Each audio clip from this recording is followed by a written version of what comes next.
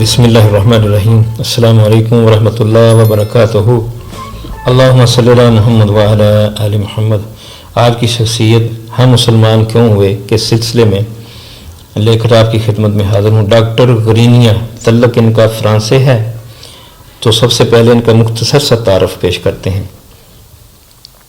مصر کے مشہور صحافی اور ادیب محمود بے مصری روایت کرتے ہیں، میں کئی سال تک فرانس میں مقیم رہا اور اپنے ملنے والوں سے ایک ڈاکٹر کی تعریف تصیف سنتا رہا۔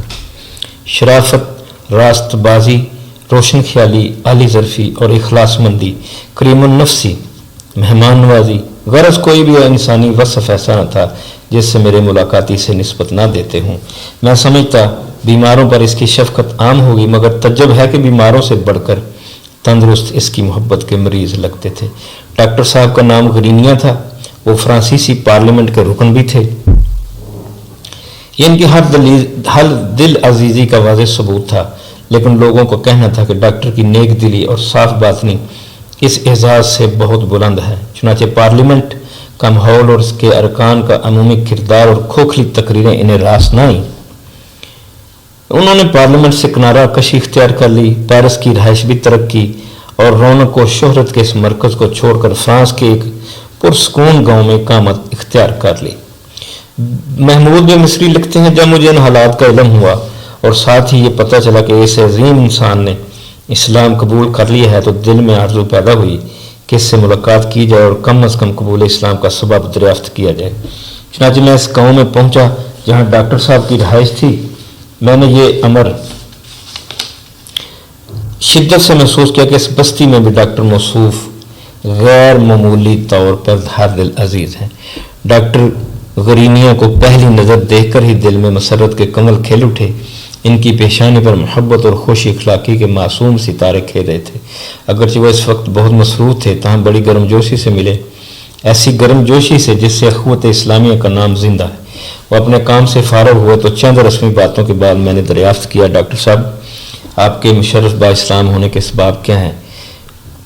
قرآن پاک کی صرف ایک آیت۔ ڈاکٹر صاحب نے مسکراتے ہوئے جواب دیا، تو کیا آپ نے کسی مسلمان عالم سے قرآن پڑھا اور اس کی کسی ایک آیت نے آپ پر یہ اثر کیا؟ میں نے وضاحت کیا، نہیں، میں نے کسی مسلمان سے ملاقات نہیں کی، ڈاکٹر صاحب نے جواب دیا۔ پھر قرآن کی کوئی تفسیر پڑھی ہوگی؟ میرے سوال میں حیرت کا عنصر شامل تھا۔ نہیں، تفسیر بھی نہیں پڑھی۔ تو پھر یہ واقعہ کیوں کر گزرا؟ ڈاکٹر صاحب نے کہنا شروع کیا، میری جوانی سمندر کی سفروں میں گزری ہے۔ مجھے سمندر کے نظاروں اور سفروں کا شوق اس قدر دامنگیر تھا کہ ہمیشہ آبی مخلوق بنا رہتا تھا۔ میں نے ایک بحری جہاز پر ملازمت حاصل کر لی۔ اس طرح میں اپنے شب و روز پانی اور آسمان کے درمیان بسر کرتا تھا اور اس قدر مسرور تھا کہ گویا میری زندگی کا مقصد یہی ہے۔ میرا دوسرا معمول کتابوں کے مطالعے میں منہمک رہنا تھا۔ جب بھی فارغ ہوتا کوئی کتاب لے کر بیٹھ جاتا۔ مطالعے کا یہی شوق مجھے قرآن کے ایک فرانسیسی ترجمے تک لے آیا۔ یہ ترجمہ موسیو ساکاری کے قلم سے تھا۔ میں اس نسخے کی ورق گردانی کر رہا تھا کہ سورہ نور کی ایک آیت پر نظریں جم کر رہ گئیں۔ اس میں ایک سمندری نظارے کی کیفیت بیان کی گئی تھی۔ اس آیت میں کسی گمراہ شخص کی حالت کے متعلق ایک نہایت ہی عجیب تمثیل بیان کی گئی تھی، یعنی گمراہ شخص حالت کفر میں اس طرح ٹامک ٹوئیاں مارتا ہے جیسے ایک شخص اندھیری رات میں، جبکہ بادل بھی چھائے ہوئے ہوں، سمندر کی لہروں کے نیچے ہاتھ پاؤں مارتا ہے۔ سورہ نور آیت نمبر 40۔ اس کی مثال ایسی ہے جیسے ایک گہرے سمندر میں اندھیرا کے اوپر ایک موج چھائی ہوئی ہے، اس پر ایک اور موج اور اس کے اوپر بادل، تاریکی پر تاریکی مسلط ہے۔ آدمی ہاتھ نکالے تو اس سے بھی نہ دیکھنے پائے۔ جب میں نے یہ آیت پڑھی، میرا دل تمثیل کی عمدگی اور انداز بیاں کی واقعیت سے بے حد متاثر ہوا اور میں نے خیال کیا کہ محمد صلی اللہ علیہ وسلم ضرور ایسے شخص ہوں گے جن کے دن اور رات میری اس طرح سمندروں میں گزرے ہوں گے۔ لیکن اس خیال کے باوجود مجھے حیرت تھی اور پیغمبر اسلام کے کمال اسلوب کا اعتراف تھا کہ انہوں نے گمراہوں کی آوارگی اور ان کی جدوجہد کی بے حاصلی کو کیسے مختصر مگر بلیغ اور جامع الفاظ میں بیان کیا۔